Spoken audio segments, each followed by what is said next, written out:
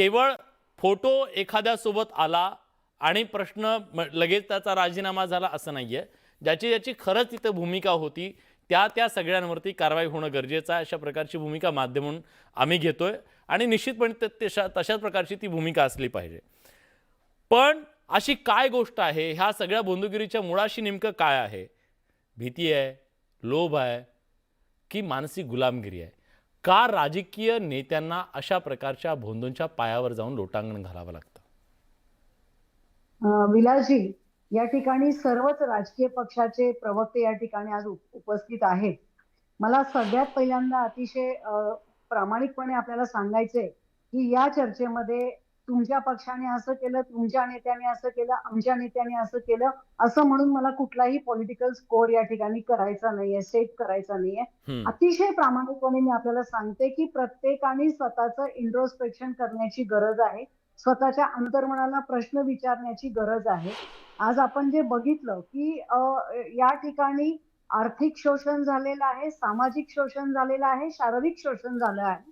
सर्वसामान्य लोक भरडले गेलेले आहेत. ज्यांनी आपले त्याच्यामधून फायदा करून घेतलाय, पॉलिटिकल स्कोर करून घेतलाय, ते तर अजून बड्या धेंडांची नावं आणि त्यांच्यावरची कारवाई या ठिकाणी पुढे येणार आहे. परंतु जेव्हा एखादा राजकीय नेता किंवा एखादा प्रशासकीय अधिकारी, म्हणजे आपण म्हणतो की समाज सुशिक्षित आहे पण सुसंस्कृत नाहीये, आणि जेव्हा सर्वसामान्य माणूस या नेत्यांना आपला आयडॉल मानतो, हा नेता जे करतो म्हणजे नेता कसा भांग पाडतो, कशा पद्धतीचे इस्त्रीचे कपडे घालतो, त्याचंच अनुकरण कार्यकर्ता किंवा नागरिक करत राहतो. आणि जेव्हा अशा पद्धतीचे नेते, अशा पद्धतीचे अधिकारी अशा भोंदू बाबाकडे जातात आणि 50 पैशाचा चिंचोका लाख रुपयाला विकत घेतात, त्या भोंदू बाबाच्या पुढे पुढे करतात आणि त्याच्याशी आर्थिक व्यवहार करतात, त्यावेळेला हा प्रश्न अतिशय गांभीर्याने घेण्याची गरज आहे. आणि त्यामुळे मला असं वाटतंय की याच्यामध्ये चूक आहे, 100% चूक आहे. जे कोणी गुंतलेलं आहे, कुठल्या उद्देशाने त्या बाबाकडे गेलेला आहे, त्या सगळ्यांवरती कारवाई होणं गरजेचं आहे. आणि तुम्ही मला एक महत्वाचा प्रश्न विचारला की नेत्यांना का असं करावं वाटतं.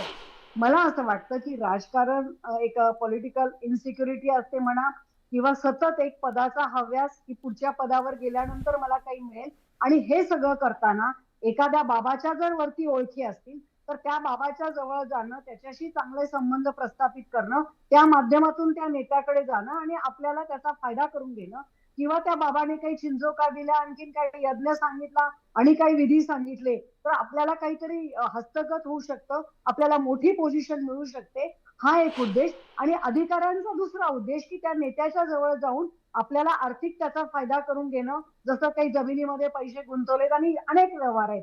तर हे सगळं एक विशेष सर्कल आहे. याच्यामध्ये आर्थिक लाभ मिळवणं, सत्तेचा फायदा मिळवून घेणं, यासाठी हे सगळं जे काही घडलंय ते झालेलं आहे. आणि सगळ्यात महत्वाचं जे मुख्यमंत्र्यांनी आज सांगितलं किंवा जे आज राज ठाकरे बोलले, की अतिशय राज ठाकरेंनी जे काही बोलले, तर हे सगळं जे आहे की महाराष्ट्रासारख्या पुरोगामी राज्याला, जिथे आपण फुले शाहू आंबेडकरांची, गाडगे महाराजांची परंपरा सांगतो, तर आपण ही नुसती परंपरा तोंडी सांगतो. अनेक दाभोळकरांना, अनेक पानसऱ्यांना या ठिकाणी आपला जीव द्यावा लागतो, तरी सुद्धा ही विकृती ह्या समाजामधली संपत नाहीये. हीच वेळ आहे, हीच वेळ आहे. ह्या घटनेच्या निमित्ताने एक मोठा धडा घालून दिला पाहिजे आणि जे जे कोणी दोषी असतील त्या सगळ्या दोषींवरती कारवाई होऊन एक मोठा पक्ष आदर्श म्हणून तुम्ही कारवाई करणार का? तुमच्या महिला अध्यक्षा ज्या आहेत त्यांच्यावर तुम्ही कारवाई करणार आहात का? पक्ष म्हणून आमच्या अध्यक्षा सुनेत्राताई पवार यांनी अतिशय भूमिका घेतली, योग्य भूमिका घेतली. रुपालीताई चाकणकरांचा राजीनामाही झालेला आहे आणि रुपालीताईंनी असेल किंवा सुप्रियाताईंनी असेल किंवा प्रफुल्ल पटेलांनी असेल, सर्वांनी सांगितलं की याच्यामध्ये जे कोणी राजकीय नेते, मग कुठल्याही पक्षाचे असो, ते जर सापडले असतील, त्यांच्यावरती जर त्यांच्यावरचे दोष जर सिद्ध झाले तर त्यांच्यावरती कारवाई झाली पाहिजे. आणि ती भूमिका पक्षातल्या सर्व नेत्यांची, कार्यकर्त्यांची आहे. आणि आमचा पक्ष अगदी 100% याच्यावरती जे सिद्ध जे दोषी नाही, असतील सिद्ध व्हायला खूप वर्ष लागतात. मला वाटतं की चौकशीच्या दरम्यान जर इन्व्हॉल्वमेंट त्यांची सापडली तर त्यांना पदावर ठेवू नका आणि ठेवलं नाही पाहिजे. जर या SITच्या चौकशीच्या दरम्यान जर कोणाची इन्व्हॉल्वमेंट त्याच्यामध्ये आलेली असेल तर सिद्ध होईल तेव्हा मी राजीनामा दिला असं म्हटलं तर कसं चालेल? योगेशजी, आज राज ठाकरेंनी अतिशय महत्त्वाची भूमिका घेतली या सगळ्या संदर्भातली. एक विरोधी पक्षात तुम्ही आहात आणि राजकारणाला आज खऱ्या अर्थानं अशा विचारांची गरज आहे की जिथं अशा भोंदूगिरीला कुठलाही थारा असणार नाही आहे. तुमची काय भूमिका असणार आहे पुढच्या काळामध्ये या अशा विषयाच्या अनुषंगानं?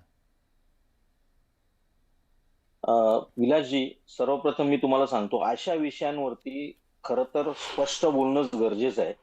या सगळ्या गोष्टीने, या भोंदूगिरीला सगळ्यात जास्त जर कोण जबाबदार असेल तर ते आम्ही राजकारणी स्वतः जबाबदार आहोत. त्यात मी सुद्धा आलो, इतरही माझे मित्र, जेवढे प्रवक्ते मित्र आहेत ते सगळे याच्यामध्ये समान भागीदार आम्ही सगळे आहोत. याचं कारण असं आहे की काही मतांसाठी काही फेवर्स मिळावेत म्हणून आम्ही यांच्याबरोबर आमचे फोटो काढतो, ते व्हायरल करतो. ते फोटो बघून सर्वसामान्य जनतेला असं वाटायला लागतं की हा खरंच कोणीतरी प्रभावी बाबा आहे आणि ते त्याच्या नादी लागत असतात. तुमच्या जर भावना असतील, तुमच्या श्रद्धा असतील, ह्या तुमच्या वैयक्तिक असायला हव्यात. खरं तर अगदी तुमचा धर्म देखील हा तुमचा वैयक्तिक असला पाहिजे. परंतु हे सगळी पथ्य सध्या महाराष्ट्रामध्ये पाळणं आम्ही सगळ्यांनी बंद केलेलं आहे आणि त्याचा परिणाम असा झालेला आहे की जी गरीब जनता ज्या पद्धतीने त्यांना संकटांचा सामना करावा लागतोय, त्यांची कुठेतरी अशी भावना व्हायला लागलेली आहे की जर या समाजातील मोठ्या व्यक्ती, प्रतिष्ठित व्यक्ती या बाबाच्या नादाला लागत असतील तर हा बाबा खरंच प्रभावी आहे आणि माझ्या आयुष्यातून काही गोष्टी च्या निराकरण करण्यासाठी मला त्यांचा नक्कीच फायदा होईल. त्यामुळे हे जर थांबवायचं असेल तर सर्वप्रथम राजकारण्यांनी अशा बाबांकडे जाणं बंद करणं गरजेचं आहे. आजही तुम्ही इंस्टाग्राम फक्त ओपन करा, तुम्हाला महाराष्ट्रामध्ये असे अनेक बाबा इंस्टाग्रामवरती नुसतं सर्च केलात तरी तुम्हाला सापडतील. हे नुसतं राजकारण्यांपुरतंही मर्यादित नाही, माध्यमांनी सुद्धा या गोष्टींची काळजी घेणं गरजेचं आहे. कोणता तरी एखादा बाबा हनुमानाशी बोलतोय, मारुतीरायाशी बोलतोय म्हणून माध्यमच दाखवत असतात अर्धा अर्धा तास, एक एक तास. हे सुद्धा माध्यमांनी थांबवणं गरजेचं आहे. कारण कुठेतरी माध्यमांच्या माध्यमातून सुद्धा ही अंधश्रद्धा पसरवली जाते. समाजातील एकूणच सर्व प्रतिष्ठित घटकांनी या गोष्टी टाळणं अत्यंत गरजेचं आहे. आणि हे मी राजकारणी म्हणून फक्त बोलत नाहीये, या महाराष्ट्राचा एक पुरोगामी नागरिक म्हणून हे पथ्य आम्ही सर्वांनीच पाळणं गरजेचं आहे. महाराष्ट्र नवनिर्माण सेनेचं नेतृत्व असं आहे जे आम्हाला ह्या गोष्टी पाळायला लावतच, परंतु कुठेतरी समाजामध्ये ते झिरपत जावं याचा प्रयत्न महाराष्ट्र नवनिर्माण सेना नक्की करेल. महेश सर, शेवटची कमेंट, यातून महाराष्ट्रानं काय धडा घ्यायला हवा या सगळ्या प्रकरणात? तुला जे त्याच्याकडे मी बोलतोच, पण त्याच्या अगोदर एक छोटासा मुद्दा असा आहे की अशीच एक घटना, म्हणजे हा जो भोंदू बाबा आहे तो काहीतरी लिक्विड लोकांना देत होता आणि त्याच्यामध्ये असं सांगण्यात येत होतं की सिल्डनाफिल सारखे केमिकल सेक्शुअल याच्या बाबतीमध्ये देतो, तो त्याच्यामध्ये टाकत होता. अशीच घटना महाराष्ट्रामध्ये, मुंबईमध्ये पूर्वी घडली होती आणि सगळे बॉलिवूडचे ऍक्टर्स आणि ऍक्ट्रेसेस ते तसा एक द्रव्य घ्यायचे. त्याच्यावरती महाराष्ट्र एफडीने फार मोठ्या प्रमाणात कारवाई करून त्याला जेरबंद केला होता, त्याला त्याच्यावरती कारवाई घेतली. तर म्हणजे आत्ताच एफडीए झोपलंय का की हा जर बाबा जर काही देत असेल तर त्याच्यामध्ये निश्चित काय आहे, हा झाला मुद्दा.